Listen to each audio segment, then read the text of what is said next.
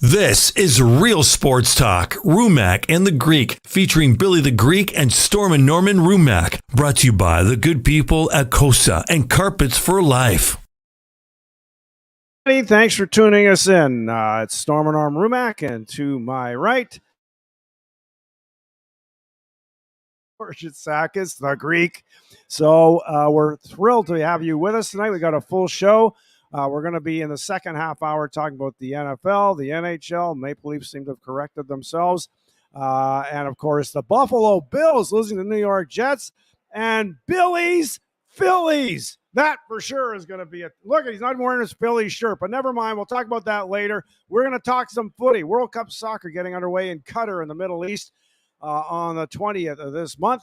Team Canada back in the tourney for the first time since the Mexico City tournament in 1986. They didn't win any games then, and we're so pleased to have my good friend from his days at Sportsnet, James Sharman, an outstanding footy analyst. He knows the game inside and out, the top nations, the Canadian team, and he's got his own business on the side, selling the sign of pies. If you've gone to a Premier League game or any league in the UK, same kind of pies you buy there, he's making them and selling. We'll tell you more about that. So, James, thanks for joining Billy and I. We appreciate it, and great to have you on. It must be excited as all heck to be going to Qatar pretty soon. Yeah, I am. Hey, Billy, Norm, great to be on. Thanks for inviting me on. Yeah, you know what? It's so exciting.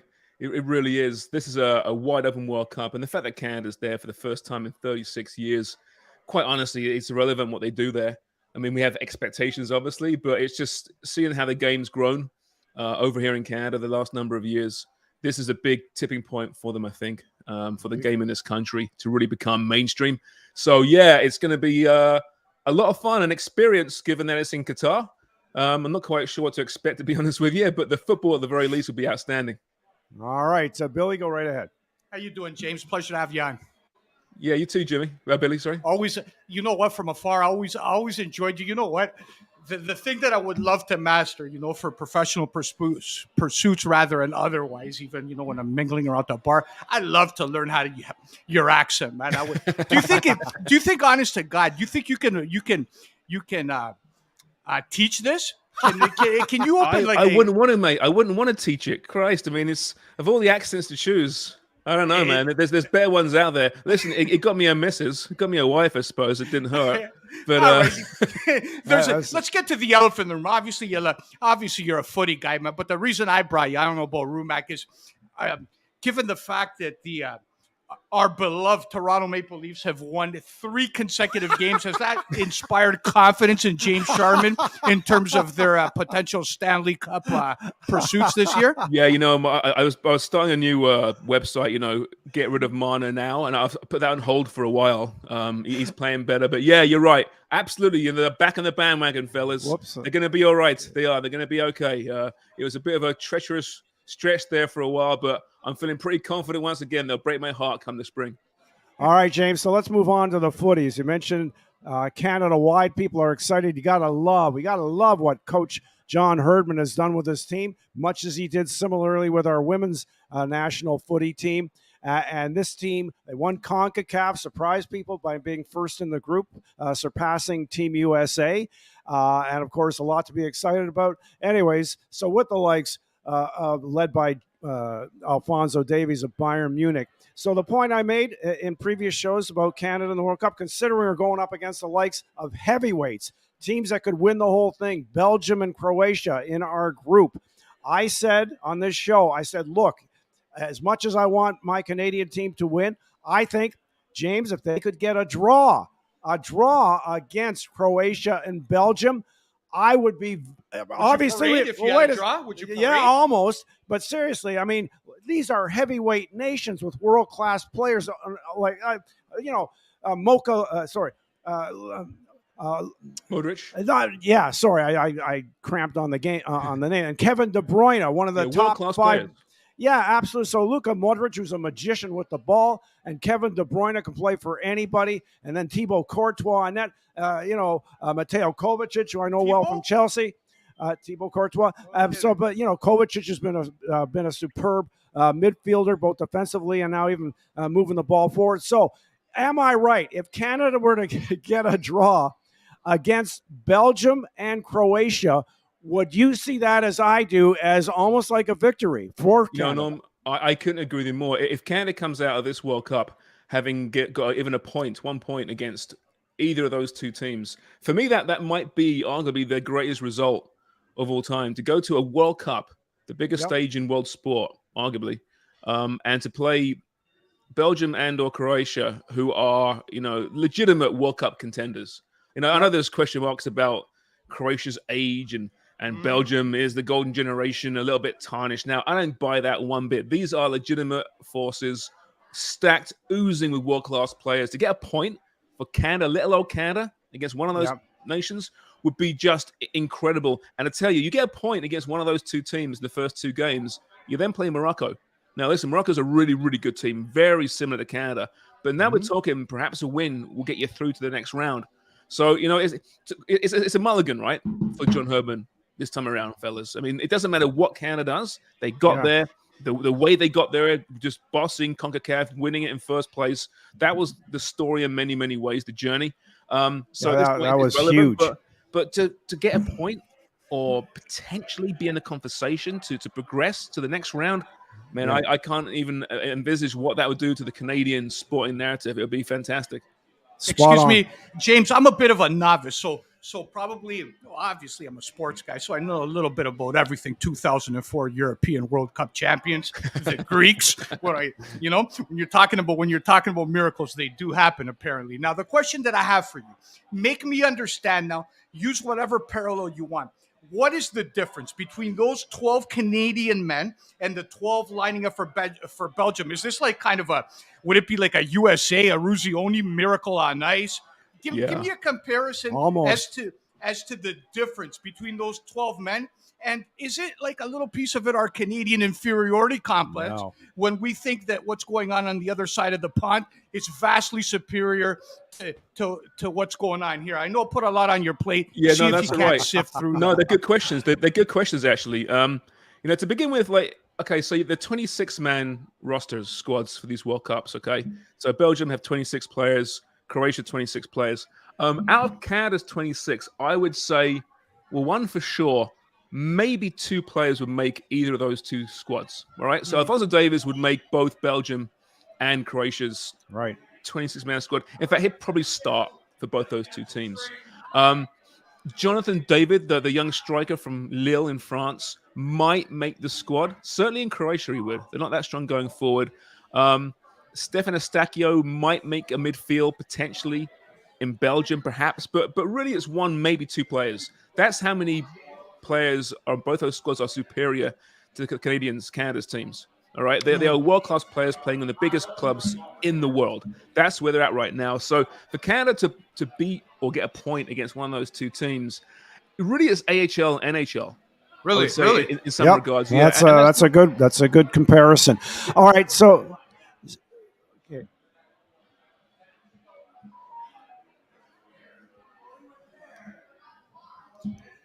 I'm having a little difficulty with my acoustics. I hope I don't jump in. All right. So hypothetically now, because I'm a kind of guy that if I want to go and take a 20-hour trip to Qatar with my 26 guys there, we want to come out and we want to win, Belgium or otherwise, doesn't matter, right? Want to go out there and get the 3 points or fight like hell to get them. So hypothetically, if we look back, revisionist history, what would be a bigger upset? Greece winning the 2004 Euros or Canada getting out of this group? Oh, listen, Greece. I tell you what. Let me tell you, Billy, about Greece here. So my greatest career highlight, my moment, was predicting that Greece might make some serious noise at Euro 2004 and saying, you know what, they could be a dark horse to win the whole thing. I rarely get things right. I lose money every week gambling, right, on sports. But that year, 2004, that Greek team, I like that Greek team a lot. They qualified well. They're in great form, great character. So when they won that, to this day, I go out in the Danforth, I get beers bought for me, all right, to this day. So I love that Greek team. A special place in my heart. That was out of left field beyond, my God, a bit like Leicester winning the Premier League 4 or 5 years ago now. So that was a bigger surprise than Canada getting out of its group. Yes, absolutely. That was it's one of those moments in sporting history that I don't know if we'll ever see it again. With our special guest, James Sharman. So, James, let's move on to some of the other teams where there's heavy pressure and expectations. But I was going to mention both England and France. They have devastating injury problems. Now, I know coaches, teams, pros, and nobody likes to use injuries as an excuse. But they can, when they're big enough names, it can be a huge factor. If you look at, and it's affected my club, Chelsea, I don't have to tell you, Reece James, arguably the best at his position in the world. Now Ben Chilwell out for 3 months with a hamstring issue, although Reece James is working out in Dubai. Maybe a possibility he could play for the knockout rounds if England make it that far. Kyle Walker is also out. And then for France, losing, obviously, the best defensive midfielder in the world. A big, devastating loss for Chelsea because he's out till March. And N'Golo Kanté and Paul Pogba. He struggled with Manchester United, but for Les Bleus, he's played well. Those injuries with England and France, how devastating, how impactful might they be?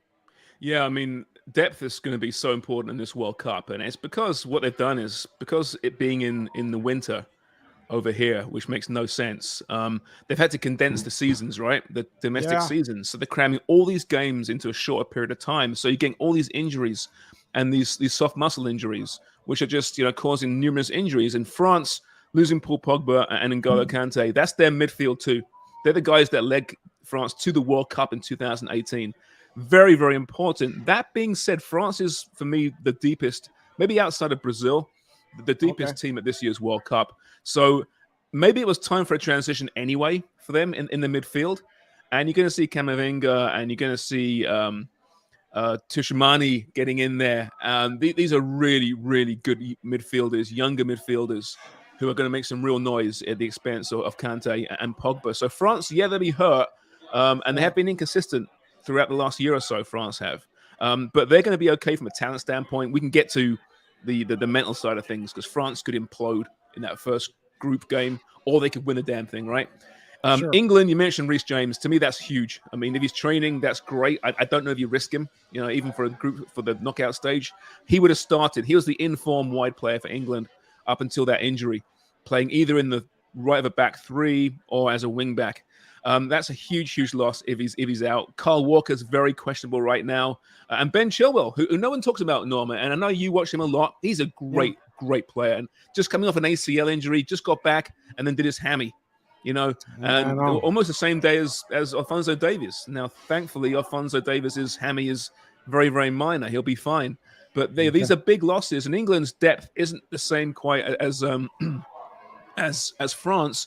But if they have got depth, it's in those wide positions on the right-hand side in particular. So maybe you bring in a Trent Alexander-Arnold now, who should have gone anyway, but he was very questionable whether he comes or not. He could be a deal breaker. So, listen, injuries will, of course, be a big factor. Over the course of a World Cup, in a month, you're playing all these games, 6 games. You need to use your squad, rotate your squad. And that's why it's so rare that you see a smaller nation making real noise at a World Cup, because the big ones have the depth and you have to play the players. Sure. Go ahead, Billy. Okay. Here's what I'm thinking while we're tight. So 2022 is an interesting time, obviously. So a bit of a pearl of wisdom, if you could provide for our good friends in the formerly of Greenwood and Danforth, now migrated out to Woodbridge, Ontario. Tell the good folks out in Woodbridge how they're supposed to deal with the month-plus long competition in terms of the World Cup. Okay, so what you do? Italy not qualifying, which I find kind of fascinating. So what you do is you shut your eyes and you pretend it's 2021 June, and they won Euro, right? They won a championship, beating my team in the final, I may add. So of course it's going to be gut wrenching to miss out on the World Cup, and Italy should be at the World Cup, but you know what? They missed out in 2018 as well. It's a weird time for Italian football fans because you blow 2 World Cups, but then you win Euro in between. So as an England fan, if you told me, okay, you're going to fail to qualify for 2 World Cups, but you'll have a summer of success winning Euro, I'd take it. Now, England's got far less of a history compared to Italy at big tournaments, so maybe it's not a great comparison. But just think back to 2021, June, July. You can think back to Rossi. Think back to Rossi in 82. You don't even go back, no, why go back that far? 82, that was great. 2006, there's other times they've been a great team. So Italian fans who are upset, and I've got friends too, who weeping, and it's not. You know what? You've had enough success. Okay, I've had easy, none. Okay. All right. Let me ask you this. Hold on, Norm, 1 second. Yeah. Do you think, and I'll let Norm get back in there. I'm very, very, very nice to talk to you. I'll take this as an education again. I'm a kind of an expert at all things except the game of football again. So, but That's all right. You're welcome. Yeah. Here's what I'll say.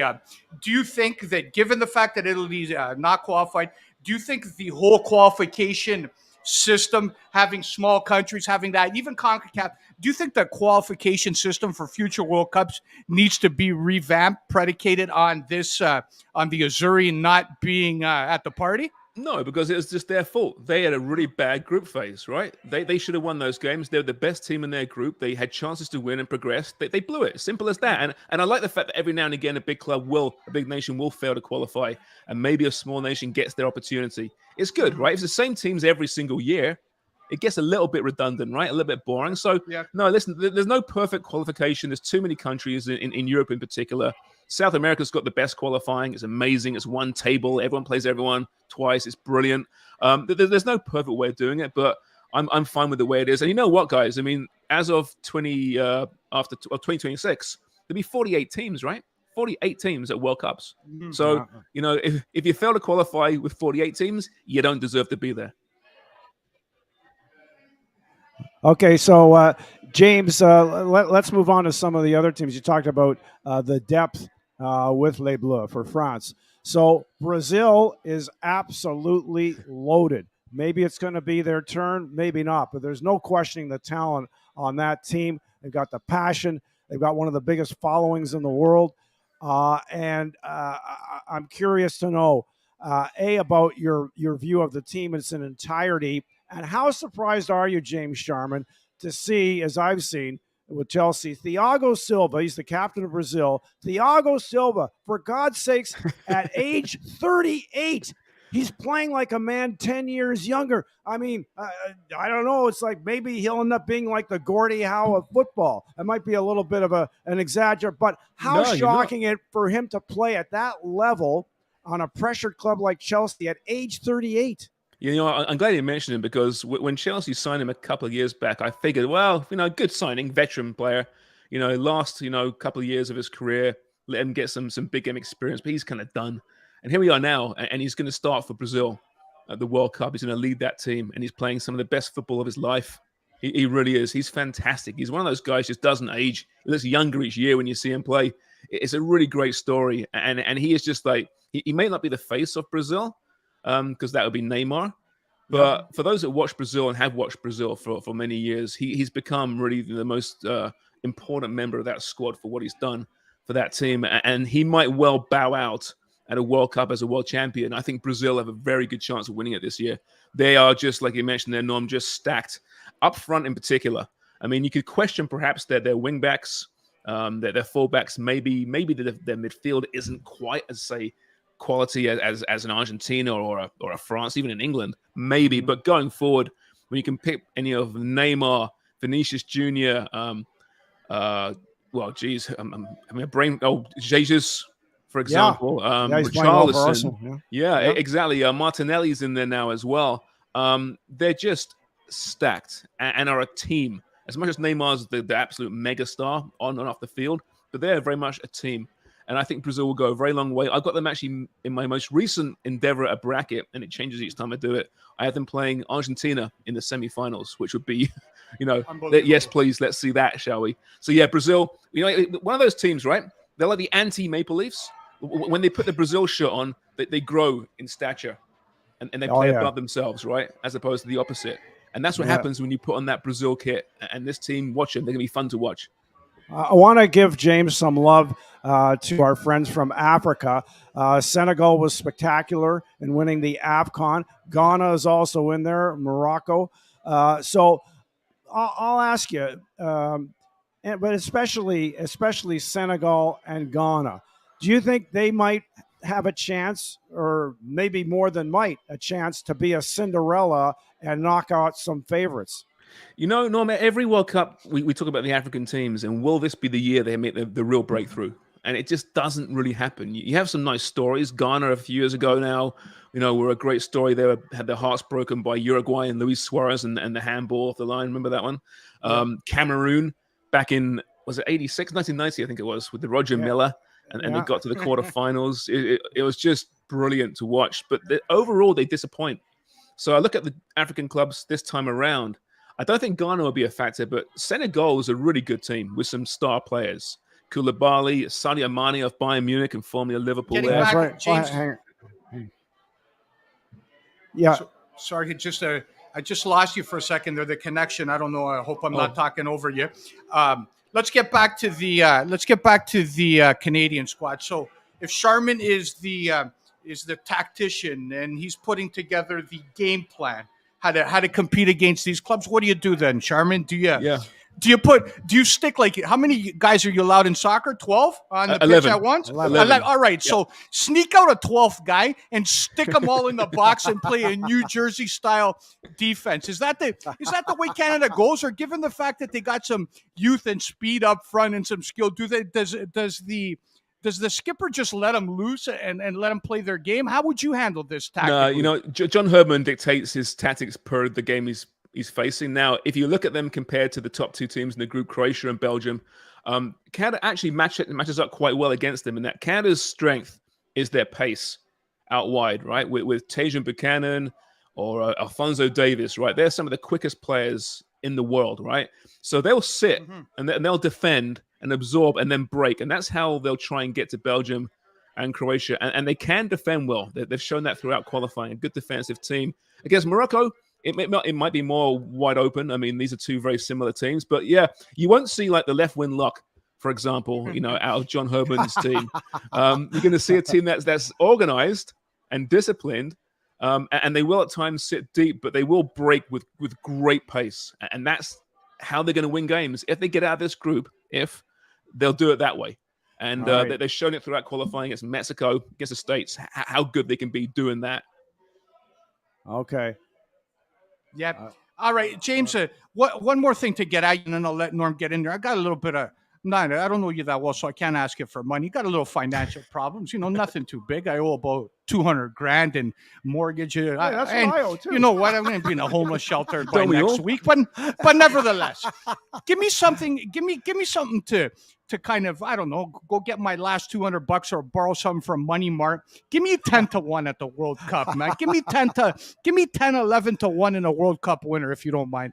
All right, here's one for you. So I love Denmark. All right, they're a really solid team. They got to the semifinals of Euro. That was without their captain, Christian Eriksen, who had that cardiac arrest in the first game, remember? Yeah, and that kind of like buoyed them, and they drove forward. But they're a really, really skilled team, led by Eriksen, who's back now, by the way, playing for his club and his country and playing superbly. I don't know what the odds are to win the thing, but it's got to be close to 10-1, I would think. They are a really solid team. And I tell you what, Billy, this World Cup, it's wide open. There's probably 6 or 7 teams that could win it, and it wouldn't be a huge surprise. Denmark probably falls just outside that, but they're a team that will go deep, I'm pretty certain. And, it's a weird one, right? We're playing in the winter in this weird times, and how about getting a weird World Cup winner? Okay. With James Sharman, of course, a lot of you remember him from Sportsnet when they were carrying the Premier League games. We'll tell you about his food business on the side just before we wrap things up. I got to ask you because no doubt we have some viewers south of the border. So, Captain America, Christian Pulisic, obviously another Chelsea player. Look, he's got bundles of talent. He's got Olympic track and field speed. He does have inconsistencies, though, in his performances, and he'd probably be the first to admit it. He has a passion for Team USA. So, and I know he has 2 teammates playing for Leeds United. Team USA, they'd certainly be under pressure like a lot of the European clubs. In the United States, they don't like finishing second or third or getting a bronze or a silver, right? That's just not their mentality. I'm not saying we're any different, but certainly there's high pressure. There's high pressure. Give us your read on the Team USA squad led by Captain America, as they call him, Christian Pulisic. Yeah, you know what? They're a team that's a bit like Canada, very, very young to start the campaign, the qualifying campaign, transitioning to find themselves in the post-Michael Bradley, Josie Altidore era, stacked full of talent, more talent than Canada. But they struggled in qualifying, and Canada took advantage of that. So they're a team that, under their manager Greg Berhalter, have the potential to really find themselves on this stage, and they can make a bit of noise.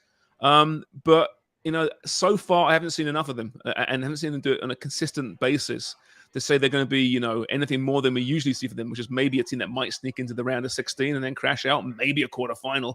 But they've got some good players. Pulisic, like you said there, tons of potential. At Borussia Dortmund, he was going to be the next big thing in world football. Went to Chelsea. It hasn't really happened for him so far, has it? Shown flashes, but they've got more than just him. Weston McKennie's a fantastic player. Tyler Adams, you mentioned there at Leeds. Brendan Aronson.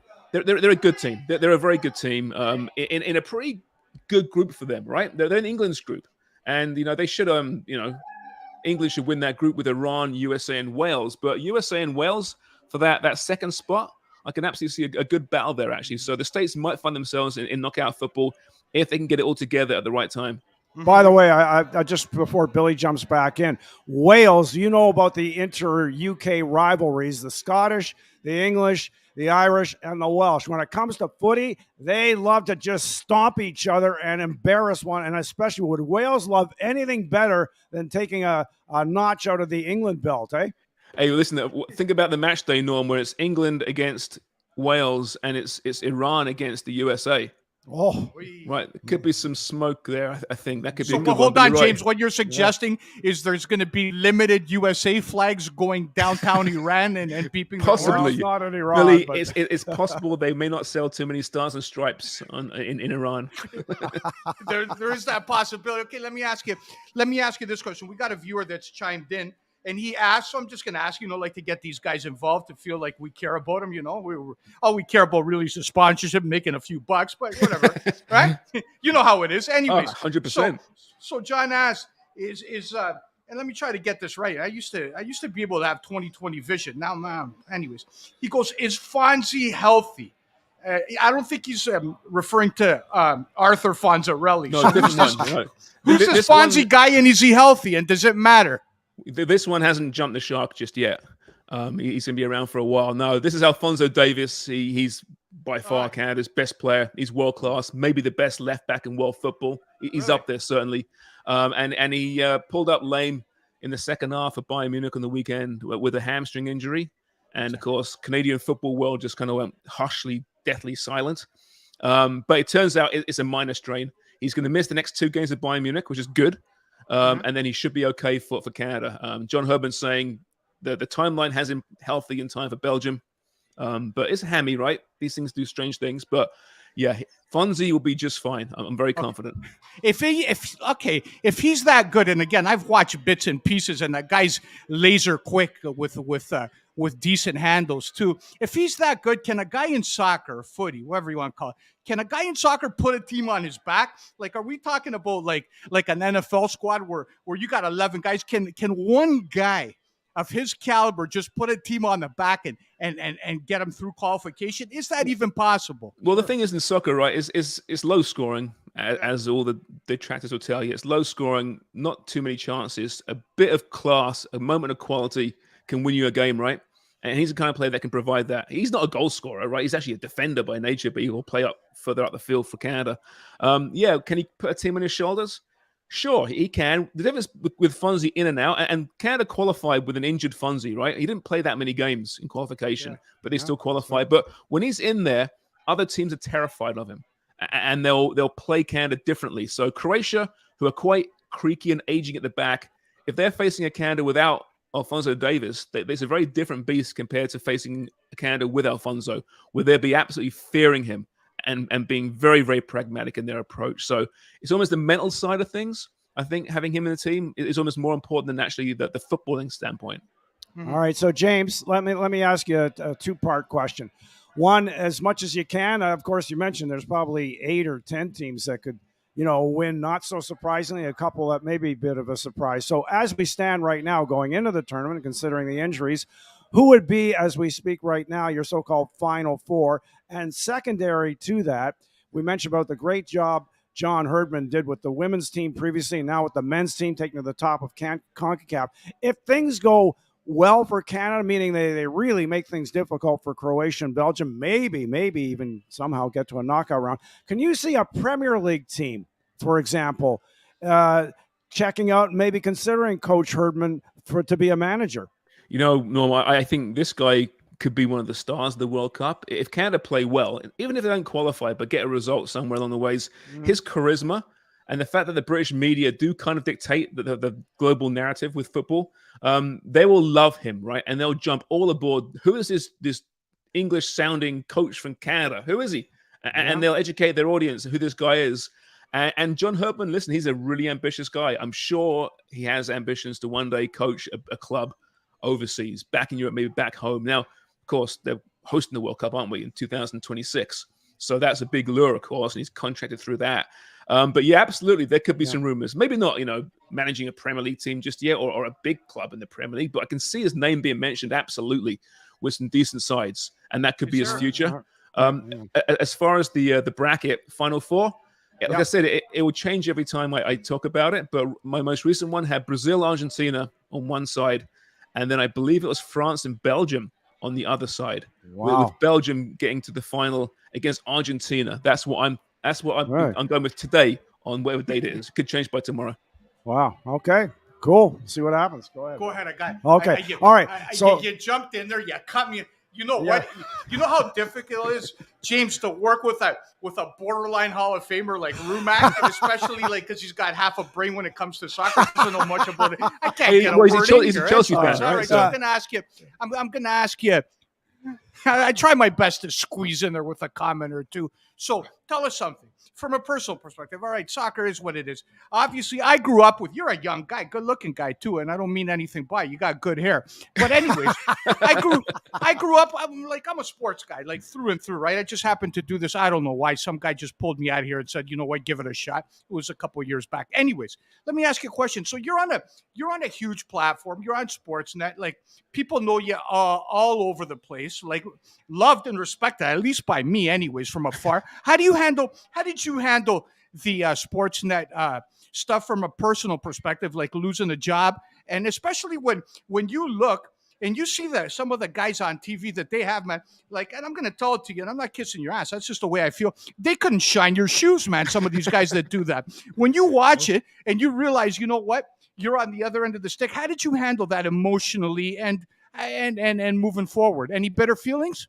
Well, firstly, thank you for the kind words there, mate. But you know what? No, it's the business. No one will tell you this business can really suck at times. It can be ruthless and brutal and not fair. Yeah. I made it to 2019. I made it over 20 years in the business without being let go, which is quite a feat, actually, in TV. And we saw the writing on the wall, the way the soccer media was changing, how the streaming companies are coming in and getting the rights to the big tournaments from Sportsnet, from TSN. We saw that this is probably going to happen at some point. So when it happened, I wasn't surprised. It was very amicable. I got good friends at Sportsnet. I still freelance for them. I'll be freelancing for them at the World Cup in Qatar. So it's, one thing I tell people in this business, you might get your heart broken, but you can't ever burn bridges because it's a small world out there, right? It really is. And unless you're really screwed over, that's one thing. But in my particular situation, it was all business. Soft landing. It was a soft landing. Yeah, it was. Yeah, I got to start a new business, a bit of time, trying some new things, got a podcast going myself. So things happen for a reason. I got no animosity towards them whatsoever. This, if you're not showing soccer, why have a soccer department, right? Yeah, no doubt about it. Does that give you? Does it give you more time, like on the weekends, on Sundays, to gamble? Hit the casinos, that kind of stuff. I know. I keep watching soccer still, as same as before. I'm still doing other shows, right? I'm working at the Parlay. Room 442 is my show there.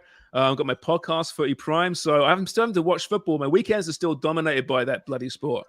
Hey, so James, look at Billy. You can tell. I think you can tell. You already know me from, as Mike Hogan used to call me, plate with feet in the media room for all the. And there was truth to that. I used to hog all the pizzas and hot dogs before the rest of the media got in there. Then they started charging money. That was my fault. Anyway, so you're making pies. So for those who've been to soccer games, footy games in Europe and England, those pies, there's like everybody talks about it. And now, James, you're selling them. Tell us about that. Yeah. No, me and my wife started up a business just before I left Sportsnet. Thought I needed a plan B just in case, because, the media turned out the right call. Right. So we started up a pie company called Sharman's Proper Pies. And we focus on savory pies. We have a lot of sweet pies now as well. We've got two Hold locations. on. Sorry, James. Hold on. What kind of pies are we talking about? Because the Greek likes, I like my apple pie. Like, what kind of, are we talking about? Like, No. so explain to the people what kind of pie. Yeah. No, so we have your fruit pies. We have apple pie. We have rhubarb, strawberry, chocolate, raspberry. We got chocolate. We got pecan, all that. But we started out, and our main goal it's meat pies. So chicken pot pie, chicken balti, steak and cheese, steak and ale, tortilla, veggie balti. Oh, we've got tons of them, and we've got two locations: one on the Danforth in Toronto, and one in Pickering. And Sharman's Proper.ca. You can order your pies delivered to your door. Do I need my wallet when I show up? Yes. I'll give you a deal though. How about that? Wow, that'd be awesome. So James, are these for people like on various kind of like, are they low fat and low sugar and low carb? we don't add any calories into our pies, Norm. No calories whatsoever. That's good to hear. All right. What a pleasure. So James, look, we love having you on. Is there any possibility, because I think the time difference between Toronto, where we originate from, and Qatar, it's between 6 and 8 hours. Is that right? Yeah. I think it's going to be 7 where I'm going to be, I believe. Okay. Is there any possibility we can, even if we record you ahead of showtime, we could do a hit with you there a couple times while you're in Qatar? Of course, absolutely. Okay. Anything, mate. Okay, so just text you on the same number, and that's it. Absolutely. Yep. I'll be there. I'm leaving on Tuesday, the 15th, and I'll be there until Canada bows out. So December 18th. Are you James? Are you bringing your own booze with you? I tell you what, I'm not allowed to, but I'm making some. We'll find a way. Put it that way, Billy. We'll find a way. It may not be that convenient, but there'll be a way. If there's a means, there's a way. Awesome. Right. What a pleasure was to have you. Safe travels, all the best. And again, I told you earlier, and I wasn't blowing smoke. Was a fan of yours, even though I'm not much of a soccer guy. Was a fan of yours from afar for a long time. Just the way you handle yourself. You're professional. Hey, I told you about that accent. God bless you. and just saying the right things at the right time in the right way, man. That's a unique gift, and I'm glad that you've gotten a chance in life to express it to others, and you've made a lot of fans along the way. So God bless you. Thank you for taking a little bit of time. And James, certainly I'm grateful as well. You help us out. You're a big name. You know your stuff's solid. And for us and growing our audience, getting some outstanding footy coverage and analysis is a real blessing. So can't thank you enough for helping us out. And God willing, we can get you on from Qatar during the tournament. Be very much appreciative. We'll be very grateful. So, travel safely. And thanks again. It's great to talk to you once again, James. Yeah, Norm, Billy, thanks so much. Really enjoyed this. And thanks for the kind words. And we'll chat soon. Absolutely. Okay. Right, God bless. Thank you. Have a safe trip. Okay, James Sharman. You know him from Sportsnet when they were carrying the Premier League games, now going over to Qatar to cover World Cup Soccer 2022 with Team Canada, with a chance to do something special, and I'm sure he'll be very proud of them. Looking forward to it. Okay, take a short time out, and we're going to get to our friends from COSA. Yes, sir. The COSA. What do they stand for again? The Central Ontario Standard Bread Association. Do I get a prize for that, Billy? Did you buy me some wings, maybe? One of Sharman's pot pies. Oh, okay, I'll take that. It could be pricey. We'll cut it in half. Now we'll go Dutch. Classic? 1983, Cam fella. This is like when we're talking about harness horses, one of the greatest of all time. 1983 COSA Classic, and we're right back on the other side with nothing but a little bit of hiking, get you set up for Monday night, go over the weekend that was, and anything else that comes to the fore. All right. Enjoy the COSA Classic. Back at you.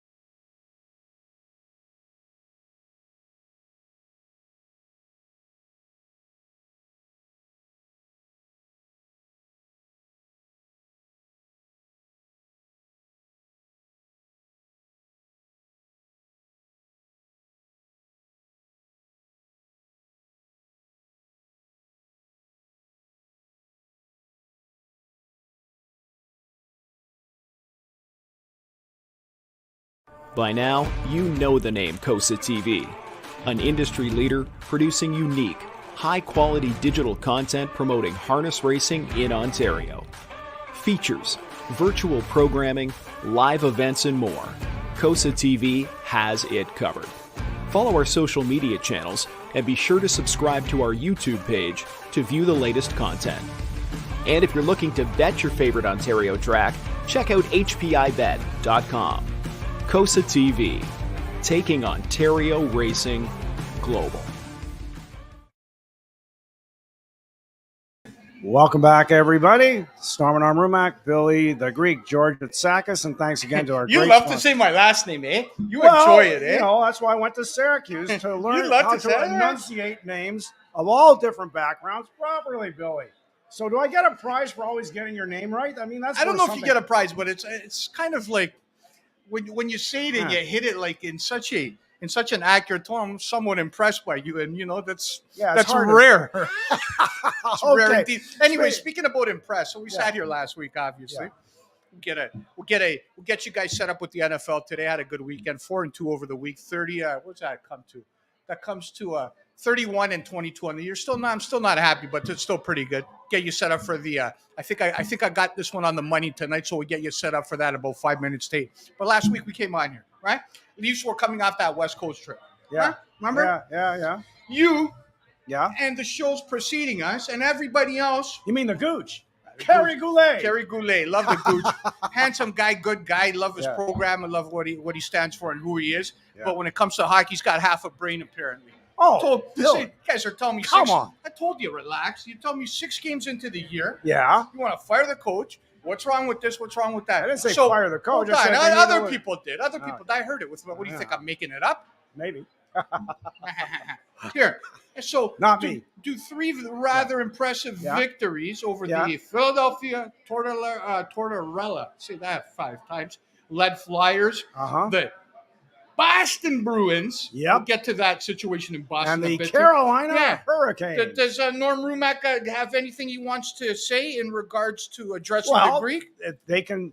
The They thing, can say it. Well, here is the whole point, Billy. To answer your astute and insightful question, the whole I point. told you so. Yeah, Relax. I know. You're a confident guy. Appreciate that. So the whole point is they have to show it's not necessarily about who you're playing, but the consistency of effort, consistency of overall excellence. That's what people are going to look for. And Billy, I know you don't like to hear this, but they got to do the same come April 10th.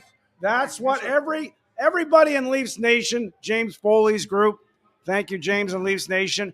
I guarantee you. I guarantee you know the police, the band of police is saying about synchronicity, right? Oh, Yeah, the Leafs have to show that synchronicity Here's a in the playoffs Forget about synchronicity. from the net on out. There's only 5 clubs in the Yeah. NHL that have amassed more points than the Toronto Maple Leafs. 5 out of 32, and you guys wanted to fold the season, bury I the didn't club, fold the bury season. the franchise, There's nothing fire wrong. the GM. There's nothing wrong with expressing concern No, when what a team concern? comes out of the 5 gate games into the year, stumbling Relax. and bumbling. Stumbling and bumbling. Stumbling and bumbling. So you had one bad West Coast trip, and again, Well, that's stumbling and bumbling. so nothing. And for a team that's supposed to be a cup contender, didn't all the geniuses in Las Vegas last year say they were supposed to win the cup? Yes. And who did not agree with them? Your So- best buddy here. So what you're suggesting to me Yeah. is last week you were so down. This week has I anything wasn't changed? down. Has I was anything pointing changed? out. Yeah, I just said they're playing with consistency in the areas that they need to play with consistency, and they did it against good. Now they have to do that over the not all, but over the majority of the regular season. And more importantly, Billy, most importantly for everybody in Leafs Nation, for anyone who ever followed the Leafs from my time, way back when, in the early 60s to now, all the other guys in my Jurassic Park neighborhood, yes, everybody wants to see what they do. And no one's going to say, no, it doesn't. They all say, yeah, we have to see that in the playoffs. We do. Leaf fans do. That's what they're looking for. And that's what they want. And that's what they expect. And God bless them, Billy. God bless them for having high expectations. Now, I got to ask you, in fairness, when we're talking about predictions, once again, in the playoffs, I come through. Why are you yelling? Because I'm excited. And A little bit of soccer gets you amped up, eh? Well, that too, but anybody notice Billy is not wearing his Phillies shirt? So, Billy, what happened to your Phillies? Here's what happened. The Astros. I predicted them in 5. They won in 6. Here's what happened to as a lifelong Astro fan, obviously, I'm very happy. And again, I just forgot my Astros hat at home. Oh, yeah. What happened to the Blue Jays? Eh? I don't know what you're talking about. I forgot my Astros hat again. A testament to what? A testament to organizational strength, testament to a deep bullpen, a plethora of guys coming in one after another. You hit a Phillies club that's a good hitting pretty club. Special in a playoff game. So what does that tell you if you're a Blue Jay fan? Because if you look at both Philadelphia, even Houston for that matter, and you look at their lineups 1 through 7, Toronto measures up every which way. When you talk about their top 3 starters, it's the same thing. But here's where the problem is with the Blue Jays. It's pitchers 4 through 11 on that pitching staff that don't measure up to especially to Houston. They don't measure up to a lot of clubs, and ultimately that was Toronto's Achilles heel. So it's not complicated. You got to go out. Okay. You're not the only guys in free agency for the Blue Jays that are going to be out the door are Stripling, perhaps if they don't re-sign him, Jackie Bradley, and David Phelps. So you can bring back the same club. You can bring back the same club as constructed, but you can't bring back that same bullpen. You cannot bring back that same bullpen. We said early in the year, they don't have enough swing and miss guys at the back end of the bullpen. How'd their season end, Norm? It ended blowing an 8-2 lead. So what does that tell you? Even though it was one game, what does that tell you? It's their Achilles heel. Atkins and Shapiro know this, and you have to address this. You have to find 5-6 guys that throw a baseball, right? 100 miles an hour. Yeah. That's all. That's all you got to do. I don't care. You go to Dominican, Panama, Mexico, Japan. Yeah. I don't give a rat's ass where you find them. You find 5 guys because there's a boatload of them out there. You find 5 guys that can throw 100 miles an hour and you stick them in that bullpen. Period. Case closed. And you got a shot. You got a shot to do everything the Astros did. And before we move forward on that, get your response. Shout out to Dusty Baker, man. There's not a human being in the world that I've met, that I've heard, that I've talked to that doesn't love Dusty Baker. And it's his first World Series. He had one as a player with the Dodgers early on in his life. It's his first World Series as a manager. And for that reason and that reason alone, very happy for the Astros and for Mr. Dusty Baker. Well said. Well said. Okay, so let's move on to the NFL. Hold on, but what? We just can't move on like that. Okay, so when are you? Wait, Philadelphia's coming here next year, right? Because of the interleague schedule. So I got to ask you, Billy, are you gonna have the intestinal fortitude to wear your Phillies shirt down to the Rogers Center and proudly cheer for your Phillies with your Phillies cap too? Depends who's ahead in the standings. That's really courageous. That's it. Depends who's ahead. You know, it's like what's his name? Nola's parents. You know, when Nola's parents, they got one kid in San Diego that's catching and the other one starting, and they don't know what to do. Anyways, I'm a Blue Jay guy through and through. Obviously, the rest of it is for shits and giggles. So I just leave it at that. That the off season, you want to revamp your bullpen, and you're possibly looking for an addition of a left-handed bat. Brandon Nimmo from the Mets is a free agent. I keep my eyes on him. He'd be a nice replacement in center field. Then you'd have the flexibility to move either Hernandez or Gurriel for pitching, move Springer to right field. That's one adjustment that could be made. But again, bullpen. You need bullpen arms. Okay. Speaking of needing things, obviously the people watching obviously need a little bit of cash. That's why they follow me. Have the Monday night pick. But before we do so, we're going to get a couple of words from who? You know who? Oh, the king. No, he's not the prince. No, he's not the king in waiting. He's the king of carpets, Billy. Nick Borsch will be right back after this. Welcome to Carpets for Life. For over 30 years, we have been servicing both residential and commercial clients in the sales and installation of custom stair runners on wall-to-wall areas. Our team prides itself in honesty with a regard of professionalism and customer satisfaction. Our many testimonials and continuous referrals is a testament of the quality of workmanship we provide. We strive to ensure a happy customer is a Carpets for Life customer.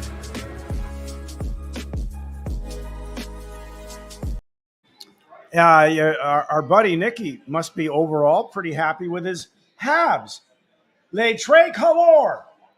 They drafted well, it seems. Not only, you know what, before we get to the apps, obviously we'd be remiss if we didn't touch on some of the news coming out of Boston in regards to the kid that they signed with the allegations and rightfully so of some horrendous behavior earlier in his life in terms of some of the conduct exhibited. As we'll put it straight, as a grade 8, grade 9 high school guy, some of the conduct exhibited has affected the way he's been perceived by the National Hockey League. Boston gave the guy an opportunity, and then the impact it had on the impact it had and rescinded an opportunity. Gary Bettman has suggested that Mr. Miller is not going to be playing in the NHL. So the question that I ask you, just from a philosophical perspective, right? We're talking about the world of professional sports. Yeah. Just society in general. Obviously, it's a whole different can of worms than it was 10, 20 years ago. And in some ways, we're better for it. In other ways, there's an argument to be made on either end. How far does Norm Rumack draw the line in terms of behavior of an adolescent, in terms of how they should be able to make a living in terms of the professional? Is there a limit, Norm? Like we saw grade 8 high school. Let's suppose this was not grade 8. Let's suppose it was grade 5 or grade 6 or whatever. Is there a limit, a statute of limitations in how far you can go back in a man's life to prohibit him from doing something for a living as he matures? Yeah. Well, here's how I look at it, Billy. And I know that Kerry Goulet on his show with Jordan, they talked about it on the show that preceded us. So, but here's my take on it. I think it's a matter of you can be forgiven, especially for what you've done as a youth. Like, in other words, under the age of adulthood in the law, which is under 18. Okay. But I think what pro sports and entertainment business is looking for, because whether you agree, I agree, or we disagree completely, most leagues, most teams, I think most fans agree that, like it or not, athletes, musicians, actors, they are to a lot of young people role models. So the question is the young man in question that you're talking about, that Kerry was talking about on the previous show, has he shown any remorse? Has he apologized? Has he gotten in touch with the family, with the young kid he was teasing or worse than some form of abuse? Yeah, as a very young man. So I think that's the main thing, Billy, to answer your question. They're looking for some kind of I'll call it humanity, remorse, apology. I'm sorry for what I did. I'm sorry for the impact that it had.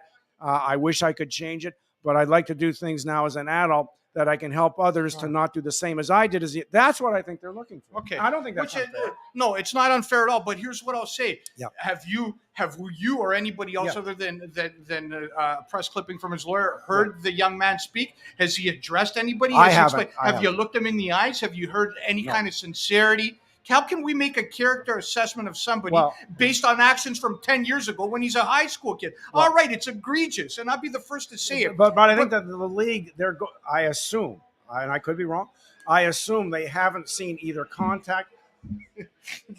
Where does this come from? Contact or enough expression of, I'm sorry for what I did. I wish I could change it, and I'll apologize to the young man. Okay, that's what they're. So I'm watching the NHL, and I'm watching the I'm watching that quartet of politically correct advocates. No, but do you think I'm wrong? I don't think you're wrong. But here's the issue that I have is not necessarily the message, but the delivery of the messengers, because there's a segment of the population that, for all intents and purposes, are the messengers. We call them the woke. You call them whatever you want. They're the messengers. And apparently these messengers in their vocabulary haven't heard of a word called forgiveness. Nevertheless, are we prepared at this point in time to peel back the onion on every single person? Like, all right, Kelly, Rudy, and whoever else you are. I don't know these guys. Probably great guys. Well, can we go, hold on, is it fair? Can we go back in their backgrounds to 13, 14 years old? Can we? Billy, there's no doubt maybe not everybody. Most people have a skeleton or several from when I did some things that could have got me in big trouble. I never, man. I've been following the law. I've been following the rules from the day I was born, man. So I can't relate. Well, look how he turned out. Now he shaves his chest hair and blow I don't dries. shave. That's natural. I'm a picture perfect human being now. Never made a mistake in my life. Never crossed the street. I don't know what you heard about those criminal convictions. Untrue, man. Untrue.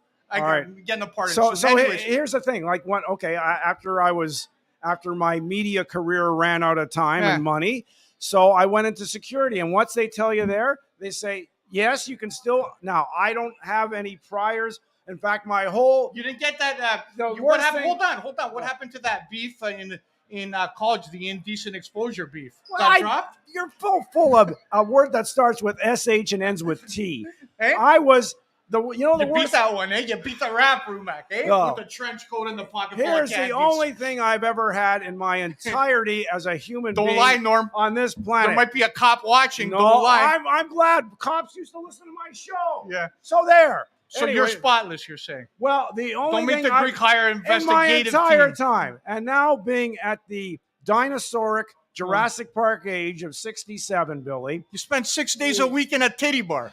What kind of moral turpitude? For me to go What kind there. of moral turpitude do you have? I know you'll think I'm lying, but I only went to, well, call it what it is. I only went to a strip joint once before I was sponsored by strip joints. Yeah, and then you were eating breakfast, lunch, and dinner there for the next 10 years. I wasn't. Yeah, it was all right, for a Norm, friend's all right. stag. All right. And I But was I'm sick proud. I was proud to be sponsored by What the I'm Whiskey sick and and Go-Go. hold and on. General Treasure What I'm Chemical. sick and tired of, and I haven't met the man. I wish I had the opportunity to look him in the eyes, because there's a big difference between ignorance, stupidity, immaturity, and malice. Malice is a big word for me. I don't know what's in a kid's heart. And we haven't had the opportunity to get to that. I haven't had the opportunity, so I'm not going to pass judgment. And you can't label a kid and take a career away from him until you look at him and hear him, and then you make a decision. I haven't had that. I'm not gonna. But here's what bothers me. If you don't mind, I'm venting now. The messengers. Now, give us a name. Who are you referring to as the messengers? The messengers. Well, who are they? Every single woke individual that wants to throw this kid in jail and says the Boston Bruins are a disgrace for hiring him. I follow social media. You know I'm a referee. I don't care. Here's what I want to do. Every single human being that suggested this kid should be banned from earning a living, I want to look in your mirror and look in your skeletons. And if you don't have a skeleton, God bless you. Preach, man. Preach. And you know what? Cascade everything down on the kid. But you know what? I'll tell you this, Norm Rumack. If you look deep in the closet of a lot of these people that are pointing fingers, you know what you'll see? You'll see more dirt. And even if there isn't dirt, you know what the only reason was? They were cowards and they never had enough jam to cross the street anyways. So only God knows what's in your heart. And we're passing a lot of judgment on human beings, and we don't know that. We don't know the half of it. That's what bothers me. And I think at the end of the day, Billy, most people, I'm not going to. Oh, Billy, can I touch it? Don't you dare. I haven't. Wait, I didn't have any chicken wings yet. How about some chicken sauce? Hey, listen. How about some barbecue sauce on there? Anyways, on a more serious note, what have I suggested? No. Anything that I suggested? Billy, I'm a very forgiving person. All I've said, and I think I'm not going to talk about the keyboard warriors on social media or looking to make a name.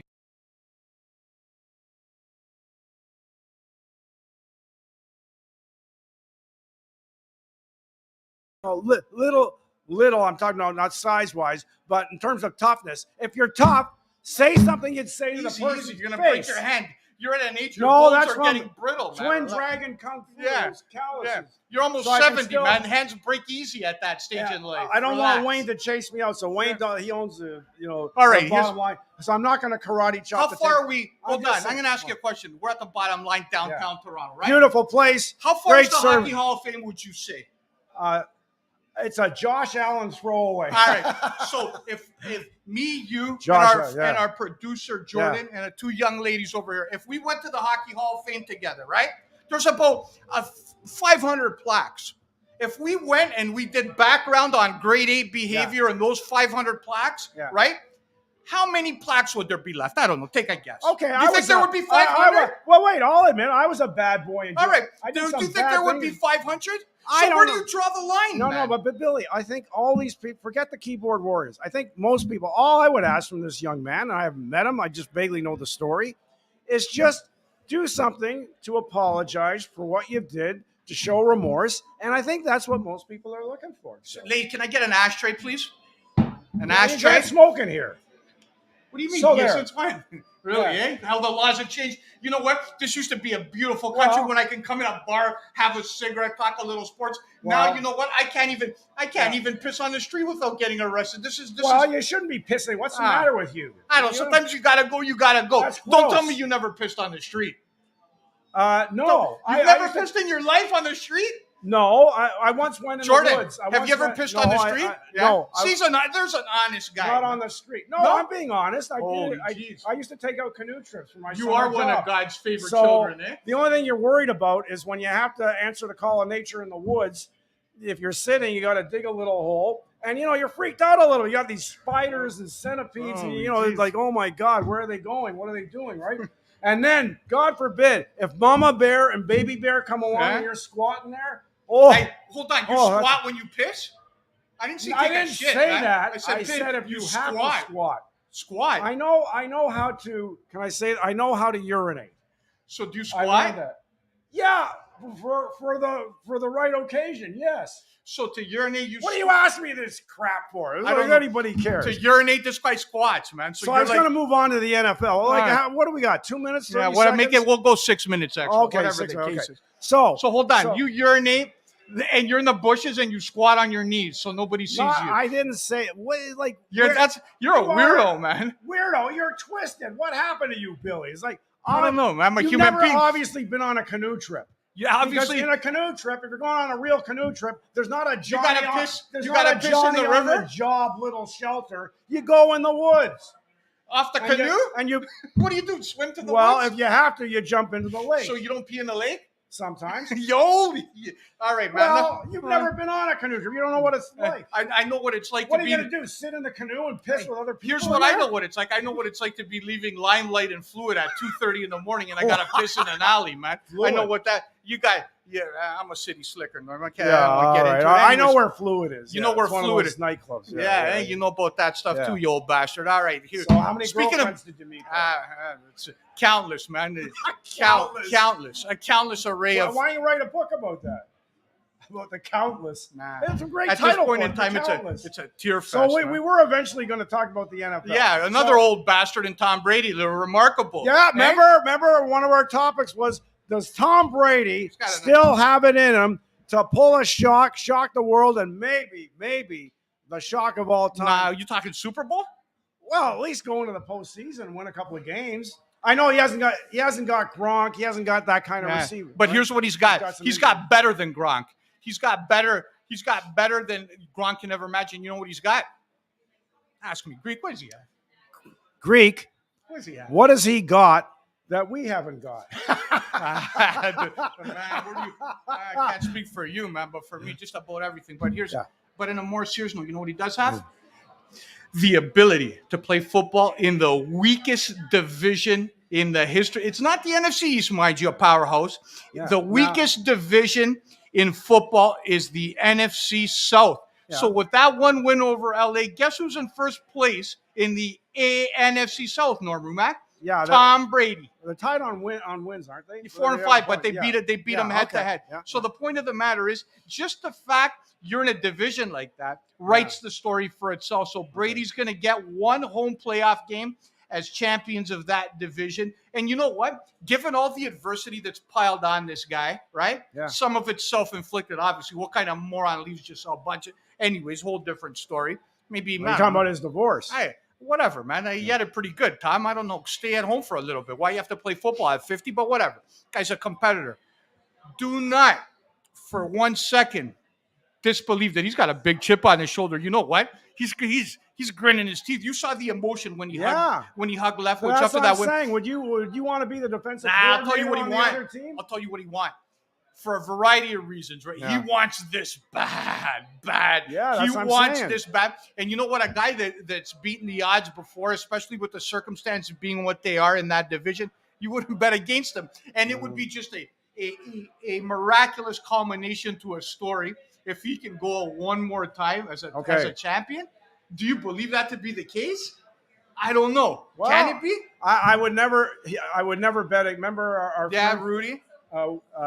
Philip Wilson from Indianapolis joined us, and he said, That's exactly what I would never bet against Tom. And he said he got advice when he was starting out in journalism covering the NFL. He says, never, ever discount a team or player that have won championships. Never bet against them. Okay, very quickly, let's wrap this up in 2 minutes. Josh Allen did not look like Josh Allen. And the Jets had a lousy game the previous week. So I think most people would expect, okay, it's a one-off and that's all. Is there any reason at all? Because like the first pick, he's threw us. Here, let me tell you about what a lot of people, especially newcomers to the world of sports gambling and football, what they don't realize is when you play divisional matchups, and this applies to any division, you throw records out the window. The window. I'm a fan of Dallas Cowboys. The 1-15 Dallas Cowboys of 1989, led by Steve Walsh, Jimmy Johnson's first year. Yeah. They won once. And you know where they won? In RFK against the Skins, who would later go on to win the Super Bowl. Okay. Once you're playing interdivision games, especially early in the year, throw lines and records out the window. Those games are different than average games. So, give the credit to the Jets. Allen didn't have his best game. Here's what I would be most concerned about if I was a Buffalo Bills supporter. 17-0. Jets got the ball 1st and 10 on their 15-yard line and drove down the field without throwing the ball once. Think about that. Yeah. They didn't throw the ball once, and they ran the ball down Buffalo's interior and down their throat and took all the clock down to kick the field goal.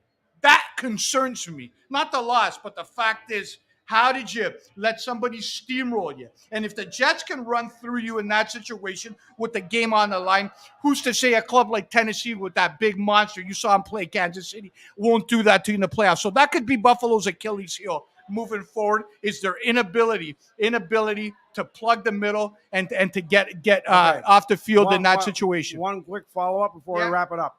If the Bills, in the playoffs, if they were to match up with the Jets, whether in New York or at Buffalo wins 8 out of 10 times they play that game. Okay, so you don't think they'd be nervous about that? No. Buffalo wins. If they play 10 times, Buffalo wins 8.5 of those times. Okay. And the other half goes to OT as a tie, and the Jets get 1 out of 10. It's that simple when you talk about those two teams, and it's any given Sunday, right? Yeah. NFL, any given Sunday. Right. And it just so happened that the Jets played a good game, got some breaks, and Buffalo wasn't on top of theirs. This is pro sports, man. Yeah. This is pro sports, right? Yeah. This is not a league where you're surprised anybody can beat anybody on any given day, and it's not a big shock. All the games during the course of the week were 1-point games aside from one blowout, and that was Indianapolis with the backup quarterback in New England.